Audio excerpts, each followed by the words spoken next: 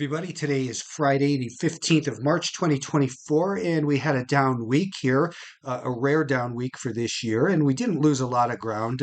Looking at this, the numbers, the one that stands out the most is Ethereum, that was down 7%. Bonds lost 3%, and the biotechs, which we're hoping would pull back to the 50-day moving average, have done so.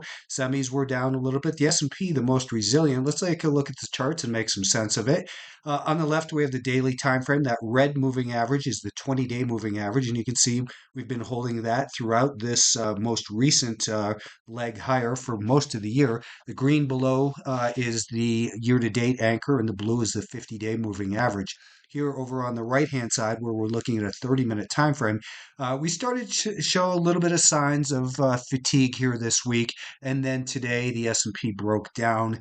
Yesterday it broke down, but didn't hold on to its losses. It had a really nice rally, actually, right at the end of the day, going from 512 and change up to 515 quickly. But today it succumbed to a little bit more selling, and going into next week, I'm looking at the intermediate term as guilty until proven innocent. I'm not looking to buy a dip. I never want to buy a dip. I want to buy strength after the dip. So looking at it, we have our first level of horizontal support, which was found. The next level below that, and the more important level, is at about that 504.5, 505 level, which was this prior resistance. Now, a lot of people are going to tell you that we're, breaking a trend line, or more in particular for the Nasdaq. But here for the S&P 500, they're going to tell you that we broke the trend line. Well, those people, same people, would have told you the same thing back here on this day had they drawn these lows, and then they would have told you the same thing right here if they drew the trend line to touch, from this low to touch these lows. The thing is, a trend line break, they're good to observe, but they don't mean that the market has reversed course. It means that temporarily the rate of acceleration in the uptrend has slowed down, and perhaps it needs to correct a little bit through time. So what I think is the more important trend line that might come into play here in the near term is drawn off of this low to here, and that's really where that 20-day moving average is. So again, it's more the horizontal level that if we break below, let's say we see something like this next week, which could be plausible. We come down, break below that level, a bunch of people get shaken out of their stops, uneducated short sellers get involved, and then what happens typically is then we get a move higher, which will create a lower high. The 20-day moving average maybe traps it, and then it comes down to the year-to-date anchor. What's the most obvious thing? What I'm trying to say is a quote from Linda Bradford Rashke is the market will do the most obvious thing in the least obvious way. Breaking support is just a little bit too obvious for a continuation move. Doesn't mean it can't happen, but I'm always trying to think of what's obvious, what would trap the most people, and how do I get involved from a lower risk position. The NASDAQ, the triple Qs here, let's take a look at that trend line here. Same thing. People told us the uptrend was over when that trend line was broken. And then they drew this trend line and said it was over right here. And now people are drawing this trend line and saying, hey, the rally's over because it broke that trend line. Trend line breaks represent a deceleration in the rate of change, not a reversal. Now, it might end up being a reversal this time. We don't know. We'll know in hindsight like we always do.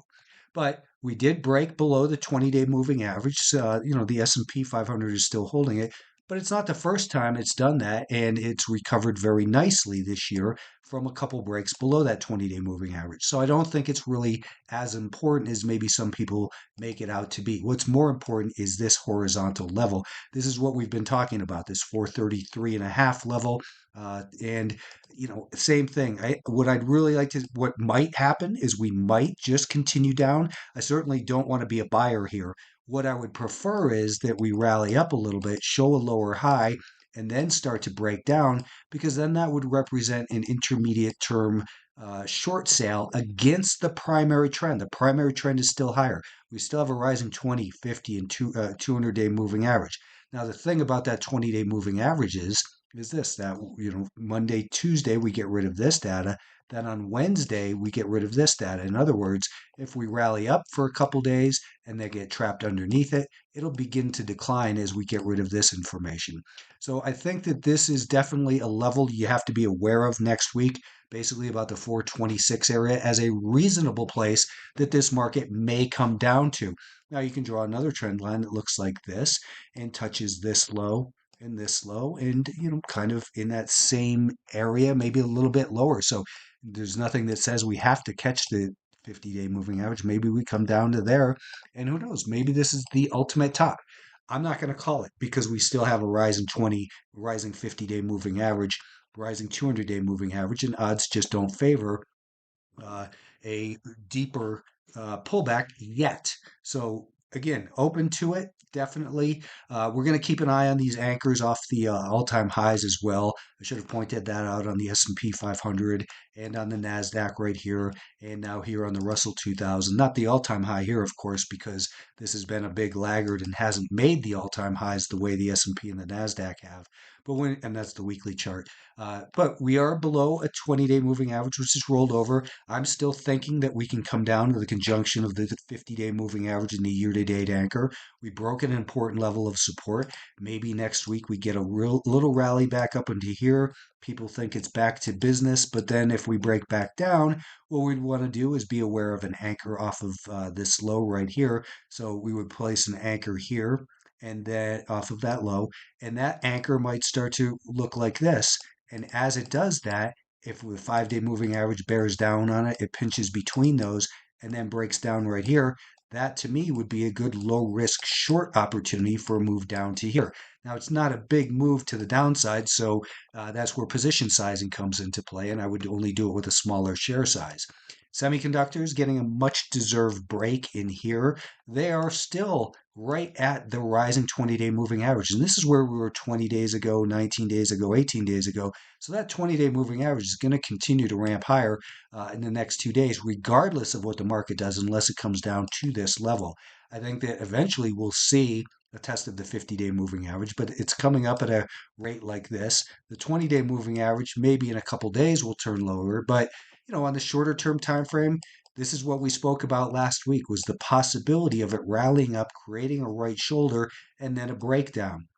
Now we've broken that. So uh, traditionally, the way you would come up with a price objective to the downside is measure the peak of this, which is called 239, down to here, which is we'll call it 219, so 20 points.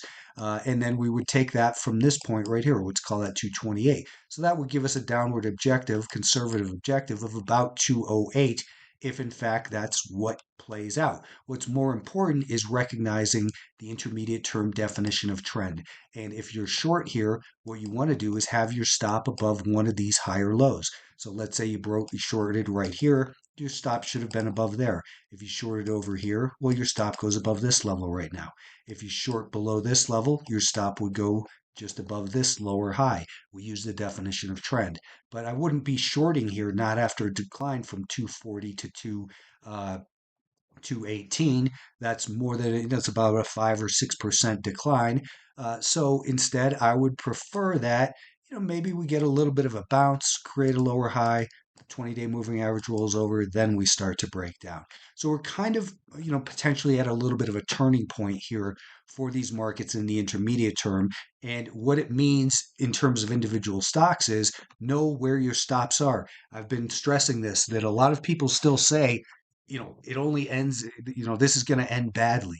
It only ends badly if you're not listening to the market. The market is saying, hey, volatility peaks at turning points and diminishes with the trend. Biggest volume comes typically at a turning point as well. Well, what do we have here for the semiconductors? It's telling us a message. Be careful, raise your stops. You can always get back in later, but don't let your profits just slip away from you. The biotechs did exactly what we wanted them to do this week, which was come down to the conjunction of the 50-day moving average and the year-to-date anchor. It does not make them a buy, and I had mentioned that last week when I was outlining the case for them to come down towards this level. We do not want to buy because we still have a pattern of lower highs and lower lows on the intermediate term time frame with a 5-day moving average that's declining. what would get me interested, and we're going to talk about Bitcoin in a moment here too, if you're hanging around for that.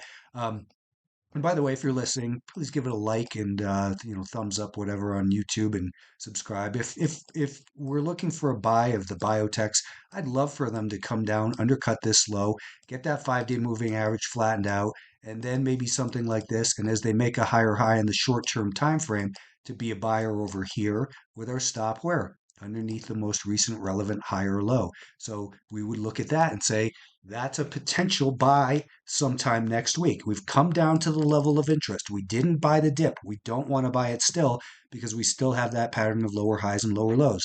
This is where we want to buy when the buyers regain control somewhere over here when they make a higher high above the flat to rising 5-day moving average.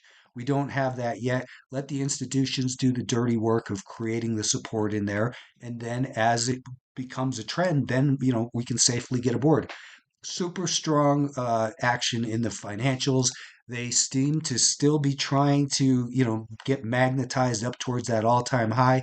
If they can make it up there, don't buy the breakout, whatever you do. And don't listen to people who call it a double top. It's likely to see some profit taking up in that area if it can make it up there. It just seems to be running on fumes in here. So be very careful with these things. They've been in a great uptrend still. They're still showing a beautiful pattern of higher lows. And you've got to choose the one for your time frame that makes the most sense to you, where you set your stop. Maybe put half of your stop under this one, half of your stop under there. If you've been riding it for a while, you don't have to sell all at once. Let's take a look quickly at Bitcoin, and then we'll go to energy. Bitcoin pulled back perfectly right to the anchored volume weighted average price from this level that we've been observing. That's where this move began right here. So in trading view, you just simply go like this, and that's that anchor. So I'm just have it over here on the 2-hour time frame to show with more detail. We found buyers there on the last pullback, and then picture perfect. I mean, almost perfect. You just cannot make that up. Look at how it came into that and touched it perfectly and got the bounce. Now the 5-day moving average is starting to roll over a little bit in here, so it's possible we come down to the next level of interest on this daily time frame. I'll unsquish that weekly in a moment. But here on the 2-hour chart, that green one is this level right here, and that's where we broke out in early February. That's when we broke above that blue year-to-date anchored volume-weighted average price. And I broadcast that saying that that's where we want to get long. And now, if we see a deeper pullback, this is going to be a super important level, I think. And by the time, let's say it comes down there next week sometime, keep in mind that this anchored VWAP is still moving higher. Right now, it's at about 60,600. Maybe if it comes into there Tuesday, Wednesday, Thursday of next week, it'll be at 61.5 or something like that. I'm going to put in a bid for some of what I've previously sold. Maybe it undercuts this low slightly, but I'm going to buy a little bit on a pullback in there because I think that it can bounce. I will keep Alphatrend subscribers up to abreast of all the moves in there as I always do. Energy names, these guys, go back a couple weeks and look at the video when I said at this point right here saying keep an eye on these. If they can break this level, the buyers will gain control. That was at 85. It's had a beautiful run up to 92 now. The buyers are clearly in control here. I wouldn't be a buyer in this area. This was the place to be a buyer. Anyways, that'll do it for me for now. Have a good weekend. Thanks for tuning in.